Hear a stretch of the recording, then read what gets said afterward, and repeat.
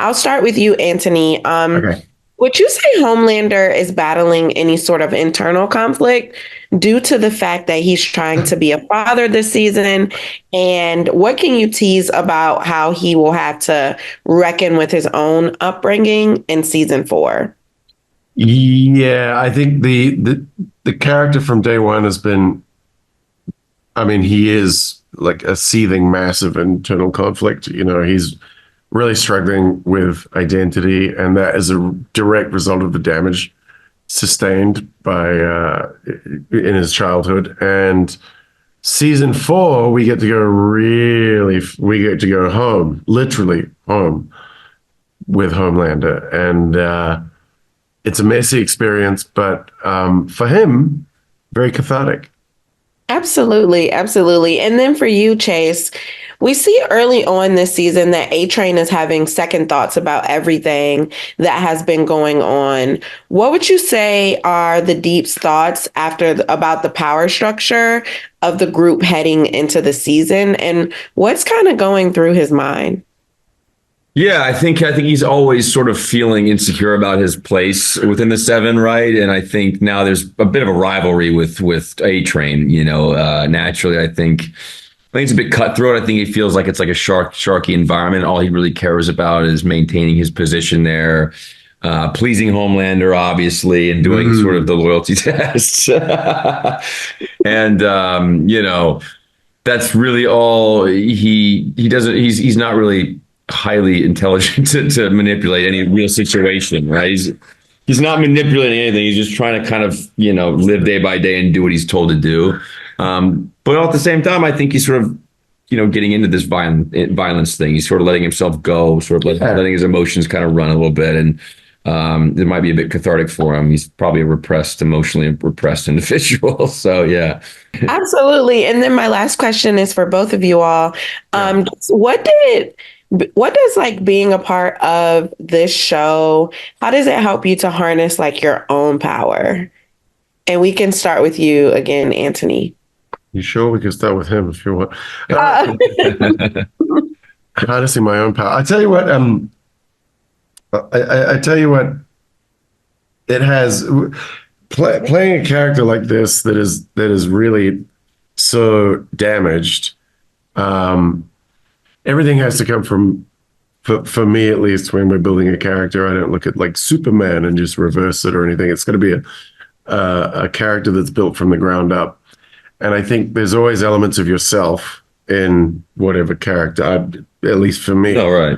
You know what I mean? Totally. It's like there's always an element of yourself. In this case, it's magnified hugely, but there's an element of catharsis in it as well. There's something about this character and this job that has been really rewarding, because it basically, you're talking about someone that's got severe mental health issues because he's sustained like so much damage and is so traumatized basically that he's become this beast. And I care very much about my own mental well-being and other people taking care of themselves. And I think that's often overlooked in this show, is like the root of these characters is damage. It's not, and we get to go there, which is rare. A lot of the time it's mustache twirly villain, but we actually get to see what made these people who they are. Absolutely, absolutely. And Chace, did you have anything to add to that before we go? I think within the show, it's like helped me bring a certain type of power to me as a person in my acting. I think it's expanded me as an actor for sure. And to be honest, there is something about, I just had to wear it the other day for this thing, putting that suit on. Like there's always like nerves coming back that first day of the character, but when I do put that suit on, I do like get snapped right into like this sort of like, it's like this mental thing that I have when I put on that suit. So there is a power to the suits, but the way they let us work is very improvisational, and in a way, with the blocking and a collaborative effort. So it kind of keeps you on your toes a bit, and everyone's bringing their A game. So I think it's definitely kind of given me a level up in my own power that way. So yeah. Yes, well, thank you so much. And I loved you as Nate Archibald, by the way. Thank you. I appreciate I was Nate Archibald as well. Yeah. Should have talked to me. Who's Nate Archibald? Yeah, it was. You're the best. I love it. Thank you. I'm super excited to chat with you all about all things The Boys. So, Erin, I will actually start with you because Anne is going through this struggle this season as she doesn't really want to be known as Starlight in this new era, but she's being pushed to still be this superhero. How do you think this representative of her character arc? I think that she is very resistant to being called Starlight or even being associated with Starlight. Because it's a reflection of the fact that she's not able to confront the trauma that she associates with that entity, right? So she's not trying to do that, actually. She's trying to bulldoze through it, and she's trying to accomplish this goal that she's had. And I do think it's a reflection of the fact that she entered this world with the very, very honest desire to make this universe and this place, whether it be Vought or otherwise, a better place than she wants to improve any situation and any room that she enters, right? Mm-hmm. Whether it be by saving lives or by adapting to her circumstances and maybe fighting some of the misogyny that she observes to be present at the company she works for. And she ultimately learns it's the only way she's going to do that is by transitioning out of the Seven and into the Boys. And I think that the fact that she's not able to face her trauma is a byproduct of the fact that women just are taught you got to bulldoze through, you got to transcend, and you got to not wave the flag, because if you do, God forbid, it's not going to be paid attention to and you're going to be called hysterical, or you will be listened to and that will forever be associated with your name. And so she's already gone through the deep situation and she just wants to bury herself in her work, and she's not able to let those demons come about that some people would do via therapy. And that's kind of present for all the women on the show, right? They get to this season, they've not been able to do anything for themselves. They've not been able to have self-indulgent moments like Homelander does or The Deep does. And so it sneaks up on them in horrible ways. So funny. Yeah, absolutely. Yeah, I didn't think about that. Yeah, me either. I was like, you're right. Absolutely. And for you, for you, Claudia, Victoria Newman is probably the most morally gray character on The Boys. Cool. And that says a lot given the mixed morality of most of our characters on the show. Yeah. How would you say this gray area that she exists in is pushed further this season? Ooh, it's a very personal journey for her actually this season, because I think she's been okay being in the morally gray. I think she makes choices based on does the means justify the end? And it's out of necessity, and she doesn't really think about it too much. But this season, I played it that way, and that's how it felt for her journey-wise. She's really going through this internal battle of how far am I willing to go? And I don't think she's really had to face that question or to come to any kind of have that in her conscious. And I think it's really just she cannot hide from it this season. I think she's a master of hiding her feelings, a lot of things. I think she's really good at compartmentalizing, and it's just becoming harder and harder to do that for her. You're getting cornered. You're actually less almost in the gray area. Yeah, goodness is shown more in terms of your self-reflection. You did it brilliantly. So the line, she's kind of found her line. Yeah. Which is really, feel really for her. interesting. Yeah. Yeah. And you hop, skip, and jump. It gave me goosebumps. See that happen? Absolutely. And then whiter.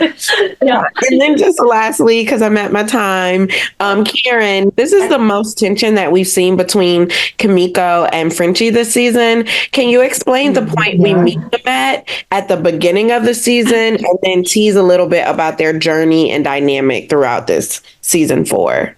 Yeah, throughout the seasons, we've seen the two characters come together, and they're drawn to each other in whatever way. It's unexplainable. It's like two magnets coming together, two souls coming together. And then in season 4, for the first time, we see them sort of going on their own journeys. But it's sad because they're both going through a dark time alone, and this is when they should be going through it together, but they somehow decide to do it separately. And to tease a little bit about it later, I think a common theme, not just with Frenchie and Kimiko, it's also with these two characters, it's also with Homelander and Butcher, but I think the theme is that, there are more similarities between characters than differences. And it's the same with Frenchie and Kimiko. They're going through the same pain point. And in a way, their solution that they come up with is the same. Is each other. Oh, yeah. Is each other. It's cute. Absolutely. Well, thank you. Emotional, Lisa. right? Yeah, I showed you guys. So where's the tear? How dare you? Shed the tear. Prove it. So much for your time, Thank and you so congratulations on the new season. Thank you. Thank you. Cheers. Susan, I will start with you. Can you talk to me a little bit about, well, this question is for all of you all. And so where will we meet your characters at the start of the season versus where we are going to be left with them by the end? Like emotionally, where would you run into me on the street? Like what? Yeah, I guess like emotionally, like how are we going to meet? Because I know like your character is a newcomer, so. I'd say you would meet Sage in the place where she's found that's safe for her. She has entered kind of the publicity world before with Teenage Kicks, and it didn't work out for her. So she's like not interested in the VOD machine world at all. So we find her in a place where she has to find something really interesting to pull her back. Absolutely. And how about you, Valorie? Well, we meet Firecracker. She is thriving in her chosen field. She is seemingly at the top of her game. And, she's a character who's always existed on the margins. And in a way that she's sort of like capitalized on that and branded herself that way. And that's the audience she's built, her people on the margins. And she is an unlikely person to be thrust into the center of power and the public eye. Yeah, quite unlikely. So see how that goes. Yes. And then lastly, for you, Colby?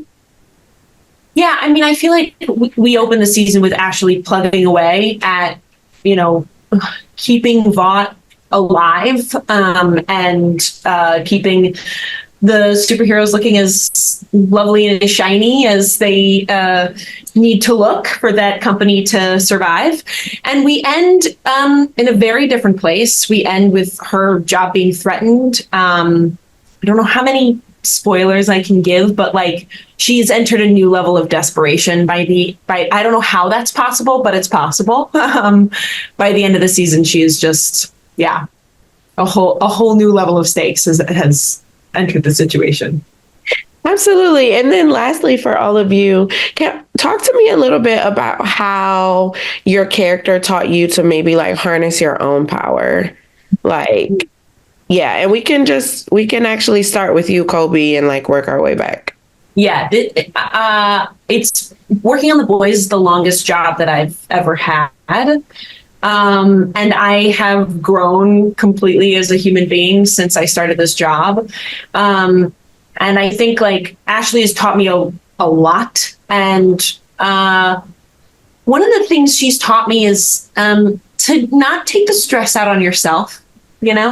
She takes a lot of stress out on her own body. And I have found like crafts instead. And that has been a huge lesson for me from Ashley, and I'm grateful to her for that. Absolutely. And then for you, Valorie? I think it's as an actor, the opportunity to play Firecracker and on a show like The Boys, where everything is so heightened, has given me an opportunity to go a lot further as a performer and feel really free in a way that I have never had the opportunity to do, to play and to improvise with these incredible actors. And also, she's so big, and I have never played a character that is so expansive before. So it was really freeing to get to just energetically kind of explode. Yeah. And then we'll end with you, Susan.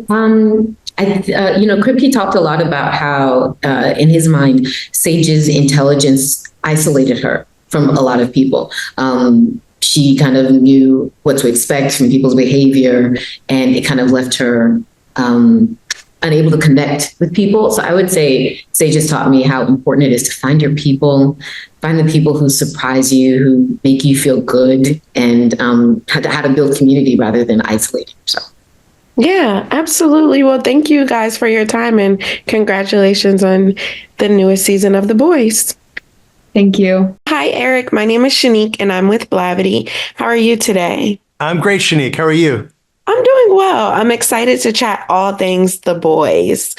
So first things first, was there any pressure to introduce new characters, Sister Sage and Firecracker? Because I know that they were created solely for the TV show. And how did you go about creating and introducing two vastly different types of characters? There was no pressure to put them in. It was just more about, what would be interesting for the story. For Sage, she came from this notion of Homelander is by and large surrounded by idiots, and that he would be way more dangerous if he was surrounded by smart people. So we said, well, what if, we have a superhero who's the smartest person on Earth, and put her next to Homelander, and how dangerous that would be. So that's where Sage came from. And then for Firecracker, that's sort of based on, there's this, in the couple of years since we did season 3, there's sort of this Marjorie Taylor Greene, thing of just like a super right-wing woman who's like packing pistols and bragging about shooting puppies. And it's just like all insane to me. And so to create a character who sort of resembled that phenomenon felt like, bringing in a sidekick who's even wilder than Homelander. Absolutely. And, because these are new characters, what is the process like of knowing what portions of the source material you want to adapt and where to bring in things that are fresh and new? We've always sort of been on our own road with the actual story, because, you kind of can't do a one-to-one adaptation of that, or really any comic. This is a different medium, and people should definitely read the books. I'm a huge fan of the books. And Garth Ennis, I think, is the best comic writer around, but it's just a different animal than a live action adaptation, and you have to be able to adapt it to that particular medium. So, we kind of go where the story takes us. And the things that I really try to get from the books, we use stories from the books when we can and when it fits. And I read the books again every single year and have a whole list of things I want to get to and add in. But I've always just tried to get the characters right and get the tone right. And I think if people can recognize the characters from the books, and if they can sort of recognize Garth's sort of irreverent but political tone, then I've done my job. Yeah. And then lastly here, Eric, when so many of these characters are objectively unlikable, what do you think is the key to crafting a story that keeps audiences invested and always expecting the unexpected? That's a great question. I think audiences don't actually need their characters to be likable, but they do need their characters to be understandable. And I don't really know how to write villains. I'm not very good at it. I don't get why someone gets up in the morning and says, like, today I'm going to do evil. That's just not how psychology works. Everyone thinks they're doing the right thing. And everyone's the hero of their own story. Their problem is their external reality just might not at all match their internal reality. And I'm just fascinated by that and what makes someone do bad things, even though they think they're good things. And so to me, like, exploring, we never, even Homelander has sympathetic moments where you're like, oh, he had a really fucked up childhood. Okay. And same with Sage and Firecracker and Butcher and all those characters. And so to me, it's really important to explore what makes them human, because that to me is what makes them, even if they're being monsters, it's what makes them relatable. Absolutely. Well, thank you so much for your time today, Eric, and congratulations on a new season.